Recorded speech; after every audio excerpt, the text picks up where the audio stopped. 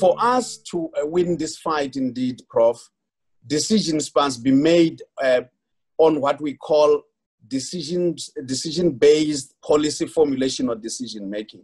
So the whole narrative of empirical data comes into play.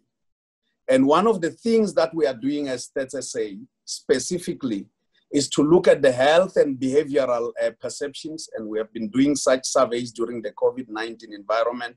We have looked at employment and income dynamics related to household income, and indeed the changes in income amongst persons. We have looked at education, including the impact on education as well as migration. We have looked at business impact and, of course, moving forward in terms of vulnerability measures.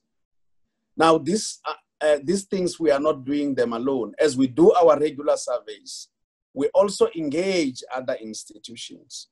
And in engaging other institutions, let me mention that our work with the Department of Science and Innovation, as well as the CSIR, which is the Center for Scientific Research and was that Scientific and Industrial Research, as well the Human Sciences Research Council, and of course the Department of Health, and indeed looking at other players, including in the private sector.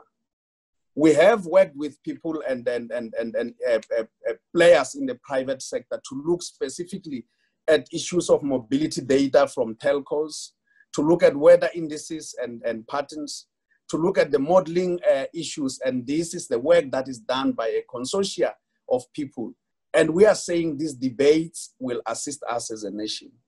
Now, specifically, we are saying that the use of evidence means that the more the data points are, and the more the players are, the better it is for us to come in handy and have a clearer picture of what we need to address as a nation. Now, let us look at what is the issue that we want to look going forward. In times like this, we will measure the effect of the virus through the traditional release of our data, that is our output as statistical products. But furthermore, we will gain finer insights in relation to issues that relate to movements of people and behavior of people. That is why it's critical to have social scientists coming on board and unpacking the data. The work of StatsSA is to ensure that we inform and enable policymakers to have a set of data or sets of data that will help us, together with other data sources, to unpack real issues now in the short term, and indeed going forward in the medium term, in the long term, as we navigate in the new normal that we want to have. Professor, let me mention that we can also accurately indicate that we are aware of the inequalities that are shown in our society. And data is showing that every day, coming out of our living conditions surveys, as well as our employment surveys, and it manifests itself with the kind of impacts on various segments of our society. And in times like these of COVID-19, we are sure that the situation will become much more challenging. So a little more timely data, a little more comparable data, a little more data that we can work together with other players becomes a lot more critical.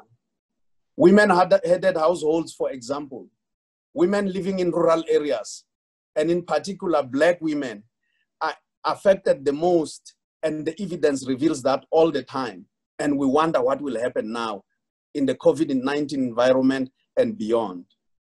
In fighting this pandemic, we have come to realize that the ecosystem is much better than an institution alone.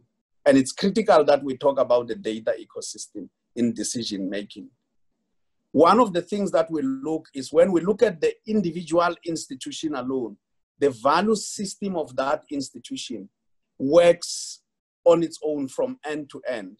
But in the ecosystem, it means that the whole data value chain must place each critical player where they belong, and they can actually straddle their lanes beyond in terms of addressing this pandemic. Now it raises two challenges, Prof. It raises challenges of institutional legislative arrangements that make it so difficult for many institutions, not only in South Africa, across the world, to share data and work together. The second issue it raises is how fast do we then have a turnaround that would unpack such legal standing that stops the sharing of data, to be able to move in a space where all of us can become common players in the space of fighting this pandemic. We are aware, of course, Prof, as we embark on this journey, that developing a data ecosystem that makes sure that we foresee the future, we are able to forecast much better, we are able to have scenario planning for all the alternatives that are there is very critical. At the stage, we in StatsSA do not have that option of forecasting except in our population data. The other areas we can't forecast, the statistician general has to go and measure and make the numbers available. Now, how do we bring in other critical players who are allowed in their legislative arrangements to be able to forecast and harvest the rich data that StatsSA has, as well as other data that is sitting in administrative records? I want to give one reference point, for example. The Department of Health, the Department of Home Affairs sit with rich sets of administrative data in line with their work. We need to make sure that as we do so, we solidify and build a culture of data sharing in such a manner that we are able to move speedily with the challenge at hand. And in that case, Prof, we will be able to address a few issues. One, in the immediate, is to address the pandemic in the health area. Number two is to unpack the social issues and make sure that as we unpack them, we understand behavioral patterns and make sure that the change of behavior in the citizenry tends to give us the gains that we so seek. And in the long term, we need to deal with issues of putting platforms that will assist us to deal with economic recovery in an environment that is going to be a bit depressed as we move forward.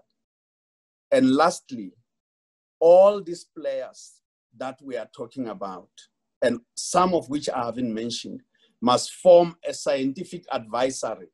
It could be an advisory and an observatory of some sort, properly established, but a scientific advisory that could work together to defeat the pandemic. I thank you.